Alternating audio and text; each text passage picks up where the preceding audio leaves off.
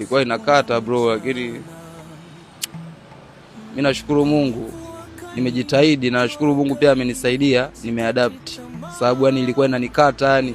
Sasa hivi naweza nikasema ni kama miaka karibuni 6 sasa hivi inaenda. Lakini yani kila nikikumbuka naona kama ni jana.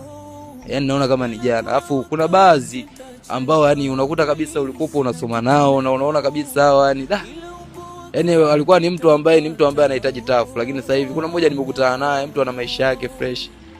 Kwa kuna vitu ambavyo vinakata hata ukikumbuka yani vinakata.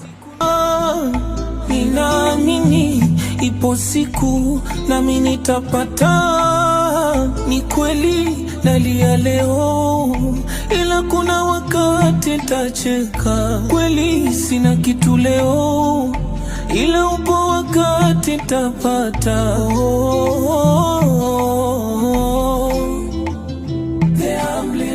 Mwamvuli, ipo siku na mimi utanifikia.